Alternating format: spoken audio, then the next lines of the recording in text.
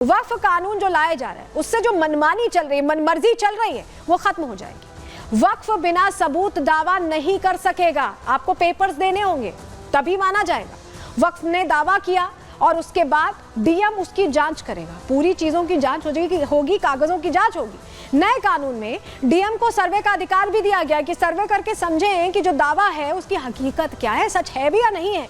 वक्फ board को अपने कागज दिखाने होंगे। वक्फ बोर्ड में 2 दूसरे धर्म के सदस्य भी होंगे जिससे कि निष्पक्ष हो, कोई दबाव ना हो, और 2 महिलाएं भी बोर्ड में शामिल होंगी। इसे वक्फ बोर्ड में पारदर्शिता इससे बढ़ जाएगी और वक्फ में जो मठाधीश हैं उनकी मनमानी खत्म हो जाएगी, यानी जो वक्फ बोर्ड के हिस्सा हैं और जो मनमानी करते हैं उनकी सारी मनमानी खत्म हो जाएगी। ये अभी तक इसलिए चलता रहा क्योंकि अभी तक वक्फ बोर्ड का कोई ऐसा कानून नहीं था जिसके तहत जो लोग परेशान हो रहे हैं, जिनकी जमीनें हड़पी जा रही हैं दावे कर करके, वो कहीं कोर्ट जा पाए, ट्रिब्यूनल के सामने जाते थे, मामला रफा दफा हो जाता था। और यही वजह है कि वक्फ बोर्ड की जमीनों में ऐसा इजाफा हुआ जो आप सोच नहीं सकते। आपको बता रहे हैं, देखिए वक्फ की संपत्तियों में बेहिसाब इजाफा हुआ।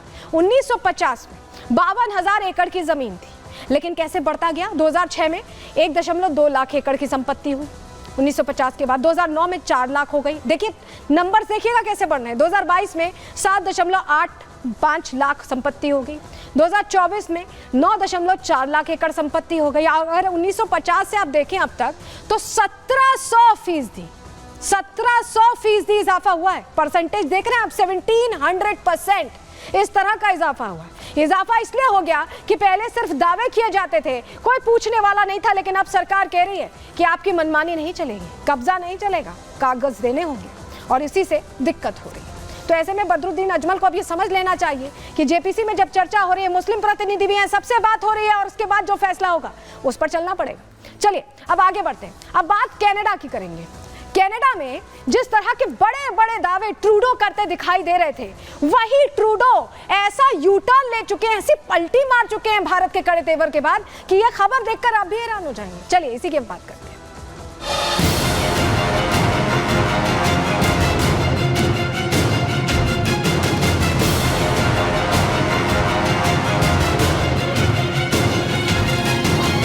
This is a pretty big win for the Indian narrative right now. In Canada, we have long recognized the serious problems of Khalistani violent extremism.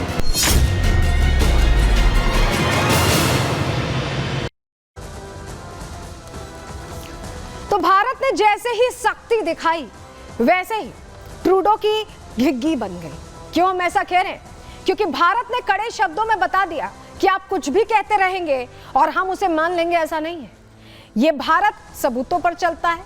इस भारत की हर बात में दम होता है और वो दम दुनिया मानती है, और ट्रूडो को भी मानना पड़ा क्योंकि ट्रूडो पहले तो बड़ी बड़ी बातें कर रहे थे। 1 साल पहले संसद में शिगुफा छोड़ा कि एक आतंकी की हत्या में भारत का हाथ। जब भारत ने पेपर्स मांगे, कागजात मांगे, कहा कि सबूत दिखाइए, तो सबूत थे नहीं, और उसके बाद पीछे हटना पड़ा, और अब अपने ही देश में जगहसाई का सामना कर रहे हैं ट्रूडो। ये हम इसलिए कह रहे हैं क्योंकि ट्रूडो अब बेनकाब हो गए हैं और अपने ही देश में बेनकाब हुए। कैसे बेनकाब हुए हैं, क्या पूरा मामला था, जरा खुलासा पहले आपके सामने कर देते हैं। शुरुआत से आपको बता रहे हैं, 13 अक्टूबर की वो तारीख जब कनाडा ने भारत को एक चिट्ठी भेजी।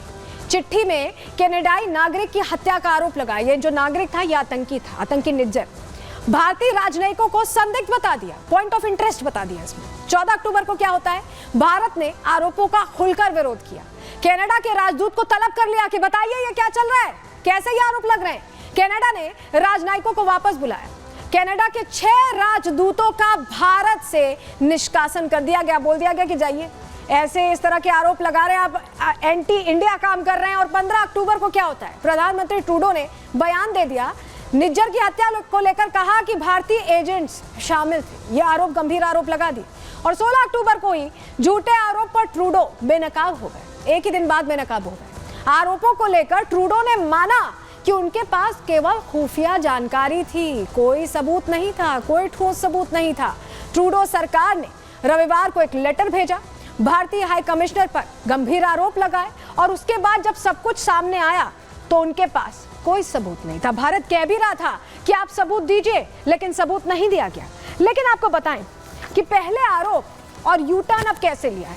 यूं ही नहीं ट्रूडो फंसे। ट्रूडो दरअसल पिछले चुनावों में जो जांच चल रही है कि उनको विदेश से फंडिंग मिली है, उस मामले को लेकर पूछताछ चल रही थी और उस पूछताछ में ही ये खुलासा हुआ है। चलिए जानकारी जल्दी से आपके सामने रख रहे हैं। आपको बताएं कि एफआईसी के सामने जस्टिन ट्रूडो ने ये कबूल कर लिया। एफआईसी वो जांच एजेंसी है जो बाहर से फंडिंग की जांच करे कि चुनावों के दौरान पिछली बार बाहर से फंडिंग हुई थी और निज्जर केस में कनाडा के पास पुख्ता सबूत नहीं थे। ये बोला है खुद ट्रूडो ने, जस्टिन ट्रूडो ने।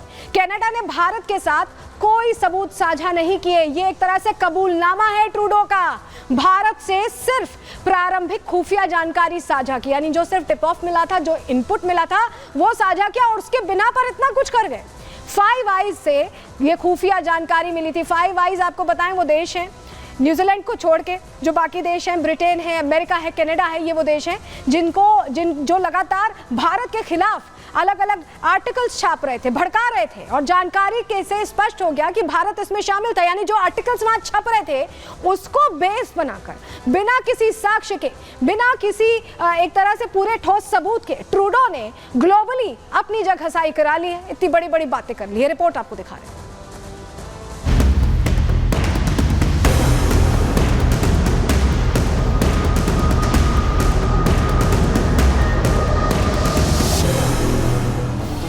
भारत पर आरोप लगाया, अब मुंह की खाई। पहले अकड़ दिखाई, लेकिन अब सबके सामने उगली सच्चाई।